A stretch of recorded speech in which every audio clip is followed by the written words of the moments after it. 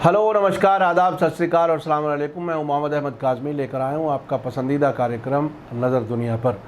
भारत और चीन के बीच लद्दाख इलाके में जारी तनाव और प्रधानमंत्री के जरिए चीन के बारे में दिए गए बयान पर जारी विवाद के साथ ही दुनिया के दूसरे किनारे पर अमेरिका में इस सब के बारे में क्या चर्चा हो रही है वो जानना हमारे लिए काफ़ी अहम है। डोनाल्ड ट्रंप ने फिर से दोनों मुल्कों के बीच मध्यस्थ के तौर पर काम करने की पेशकश दोहरा दी है, लेकिन अमेरिका भारत और चीन के बीच टकराव से क्या हासिल करना चाहता है ये समझना भारत के लिए बहुत ज़रूरी है। अमेरिका, जैसा कि हम पहले भी बता चुके हैं कि उसका तरीक़ा हमेशा ये रहता है कि वो किन्हीं भी दो मुल्कों में टेंशन से फ़ायदा उठाने की कोशिश करता है। अब खुद अमेरिकी मीडिया में खुलकर ऐसी चर्चा हो रही है जिससे उसकी नीयत साफ नज़र आ रही है। अमेरिका हर हाल में अपना फ़ायदा ढूंढ लेता है। अगर हमारी आँख अब भी ना खुले तो ऐसी आँखें फिर किस काम की हैं। इस एपिसोड को आखिर तक ज़रूर देखें। इसमें हमने न सिर्फ ट्रंप के बयान पर चर्चा की है बल्कि वहाँ के बड़े अखबारों न्यूयॉर्क टाइम्स और वॉशिंगटन पोस्ट में छपने वाली एनालिसिस को भी शामिल किया है।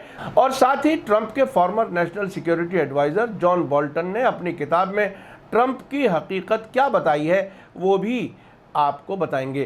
खबरों में आगे बढ़ने से पहले आपसे गुजारिश है कि अगर आप YouTube पर देख रहे हैं तो सब्सक्राइब कर लें और घंटी दबाना ना भूलें, और अगर Facebook पर देख रहे हैं तो हमारा पेज फॉलो कर लें ताकि हमारी आने वाली हर एक वीडियो की खबर आपको सही वक्त पर मिल सके। और अगर आपको हमारी खबर सच्ची और अच्छी लगे तो अपने व्हाट्सएप ग्रुप, फेसबुक, इंस्टाग्राम और ट्विटर अकाउंट पर ज़रूर शेयर करें ताकि मीडिया स्टार वर्ल्ड की खबरें दुनिया भर तक पहुंच सकें।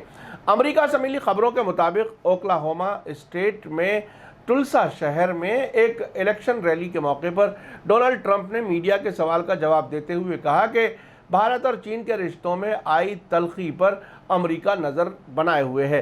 डोनाल्ड ट्रंप ने कहा कि वे भारत और चीन से बातचीत कर रहे हैं। उन्होंने कहा कि हालात बहुत ख़राब हैं, उनके बीच वहाँ बड़ी प्रॉब्लम हो गई है, उनके बीच झड़प हो रही है। हम देखेंगे कि क्या कर सकते हैं, हम कोशिश और उनकी मदद करेंगे। ये बात ट्रंप ने कही है जिनसे भारत कुछ ज़्यादा ही उम्मीद रखता था।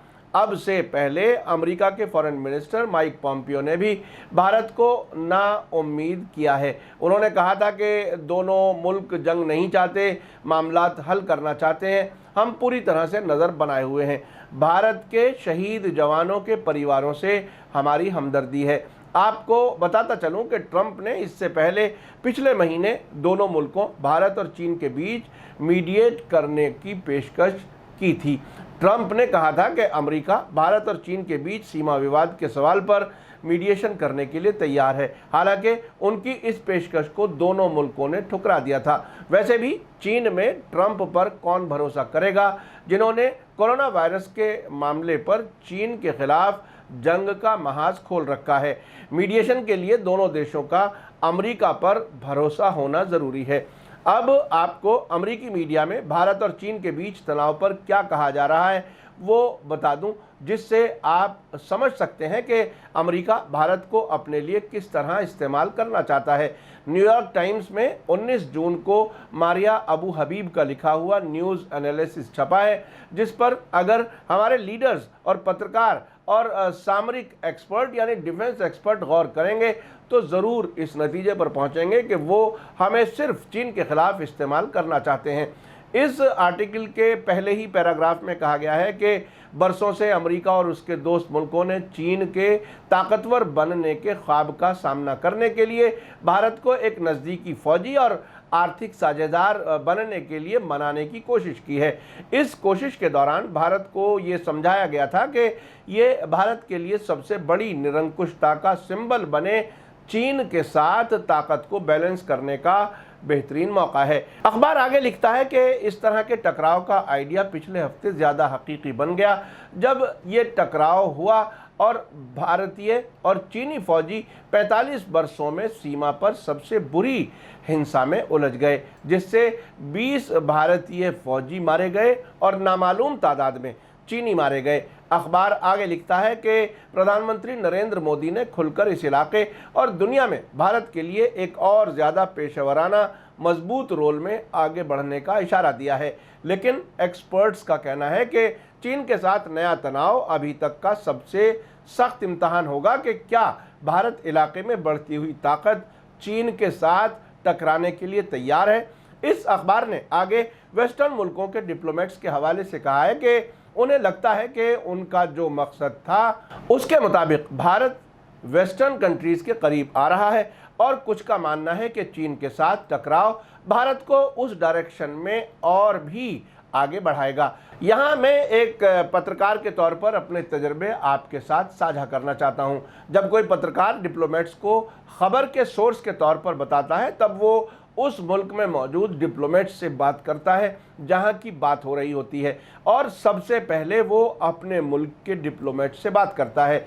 इस बात से ये जाहिर है कि नई दिल्ली में अमेरिका और उसके दोस्त मुल्कों के डिप्लोमेट्स ने या ये कहा जाए कि इन मुल्कों की फॉरेन मिनिस्ट्रीज के अफसरान ने ये बात उन्हें बताई है कि अब भारत अमेरिका और उसके दोस्त मुल्कों के नज़दीक आ रहा है। न्यूयॉर्क टाइम्स अखबार ने भारत के वेस्टर्न मुल्कों की तरफ झुकाव की एक मिसाल देते हुए बताया है कि इसी महीने भारत ने ऑस्ट्रेलिया के साथ एक बड़ा रक्षा समझौता किया है जो दोनों मुल्कों को एक दूसरे के फौजी ठिकानों का इस्तेमाल करने की इजाज़त देता है और यह उम्मीद है कि ऑस्ट्रेलिया, जापान और अमेरिका के साथ होने वाले नौसैनिक अभ्यासों में शामिल होने के लिए भारत को इनवाइट करेगा ताकि इस इलाके में चीन की समुद्री ताकत का मुकाबला करने के लिए इन चार मुल्कों ऑस्ट्रेलिया, जापान, अमेरिका और भारत की कोशिशों को मजबूत किया जा सके। साथ ही अखबार ने कहा है कि हाल ही में भारत बहुराष्ट्रीय संगठनों में एक बड़े प्रोफाइल के लिए तेजी से आगे बढ़ा है। पिछले वेडनेसडे को ही इसे यूनाइटेड नेशंस सिक्योरिटी काउंसिल में एक नॉन परमानेंट सीट के लिए बिना किसी मुखालिफत के चुना गया है और मई में इसने वर्ल्ड हेल्थ ऑर्गेनाइजेशन, विश्व स्वास्थ्य संगठन के एग्जीक्यूटिव बोर्ड की कुर्सी हासिल की है जहां इसने कोरोना वायरस की शुरुआत की जांच के लिए अमेरिका की डिमांड को फौरन सपोर्ट किया। इसमें भारत ने अमेरिका की तरफ से चीन के खिलाफ उठने वाली आवाज में लाई थी। आइए अब मैं आपको वॉशिंगटन पोस्ट में छपे डेविड फिकलिंग के आर्टिकल में क्या कहा गया है ये बता दूं। ये आर्टिकल ब्लूमबर्ग एजेंसी से जारी किया गया है, लेकिन वॉशिंगटन पोस्ट में किसी आर्टिकल के छपने का मतलब यही है कि आप इसके जरिए समझ सकते हैं कि भारत चीन तनाव के बारे में अमेरिकी दिमाग किस तरह सोच रहे हैं और वो भारत को किस रोल में देखना चाहते हैं। डेविड फिकलिंग लिखते हैं कि इससे ज़्यादा क्या बुरा हो सकता है कि दो सबसे बड़ी आबादी वाले और परमाणु हथियार वाले मुल्क एक दूसरे के फौजियों को मारने लगें और लंबी मुद्दत से जारी ताल्लुकात को ख़तरे में डाल दें।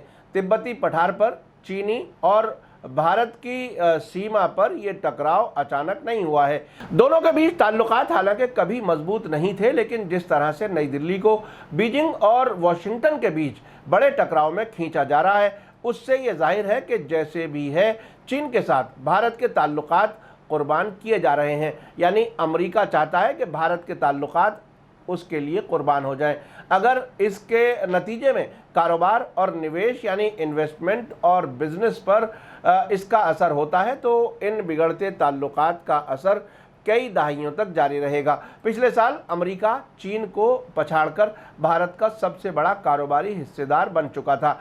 अप्रैल में नई दिल्ली ने अपने विदेशी निवेश कानून को सख्त कर दिया था जिसे चीन के खिलाफ फैसला समझा गया था। नवंबर में भारत ने इलाके के रीजनल कॉम्प्रिहेंसिव इकोनॉमिक पार्टनरशिप यानी व्यापक आर्थिक साझेदारी से अलग होने का फैसला किया था। इस कारोबारी ब्लॉक को चीन का सपोर्ट हासिल है जो कि चीन को दूसरी खास प्रमुख एशियाई अर्थव्यवस्थाओं के साथ यानी एशियन इकोनॉमीज के साथ जोड़ता है। अब आखिर में आपको बता दूं कि अमेरिका के प्रेसिडेंट डोनाल्ड ट्रंप भारत के बारे में क्या सोचते हैं। यह हकीकत उस वक्त सामने आई जब ट्रंप के साथ व्हाइट हाउस में काम करने वाले former national security adviser John Bolton ने हाल ही में अपनी किताब छापकर बहुत से ऐसी चीज़ें सामने लाए जिसके बारे में कोई सोच भी नहीं सकता था। उन्होंने ऐसी सूचनाएं सामने खोलकर रख दी हैं जिससे ट्रंप परेशान हो गए हैं। जॉन बोल्टन की किताब the room where it happened की वजह से पूरे अमेरिका में तहोबाला है। उन्होंने बताया कि ईरान से तेल खरीदने के मामले में ट्रंप ने भारत के प्रधानमंत्री नरेंद्र मोदी के साथ कोई हमदर्दी नहीं दिखाई। आपको याद होगा कि अमेरिका ने शुरू में 8 मुल्कों को ईरान से तेल खरीदने में 6 महीने के लिए छूट दी थी, जिनमें ताइवान, चीन, Bharat, Japan, South Korea, Italy, Greece और तुर्की शामिल थे। बाद में यह हुआ कि भारत ने नवंबर 2018 में अमेरिका के दबाव में ईरान से तेल खरीदना बंद कर दिया, जबकि चीन और तुर्की जैसे मुल्कों ने ईरान से तेल खरीदना जारी रखा। जॉन बोल्टन ने कहा कि 18 अप्रैल को डोनाल्ड ट्रंप ने अपने फॉरेन मिनिस्टर माइक पॉम्पियो से कहा था कि इन मुल्कों पर दबाव डालो कि ईरान से तेल खरीदना पूरी तरह से बंद कर दें। उन्होंने कहा कि ट्रंप ने मोदी को कोई ख़ास हमदर्दी नहीं दिखाई और कह दिया कि कोई बात नहीं, वो ठीक रहेंगे। जॉन बोल्टन ने कहा कि भारत के लिए ये काफ़ी अहम था क्योंकि वो ईरान से इंटरनेशनल मार्केट के मुकाबले सस्ता तेल खरीद रहा था।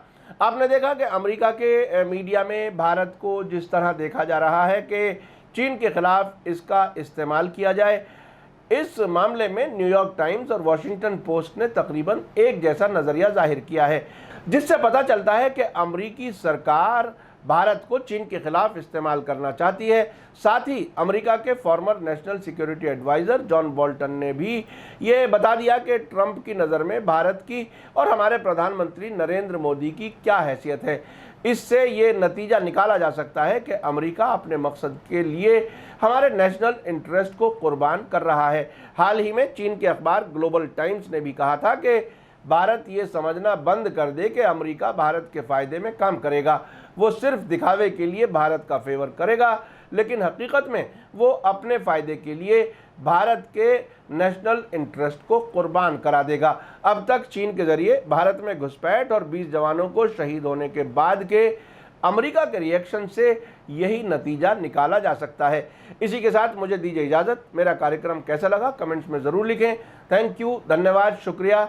जय भारत, जय हिंद।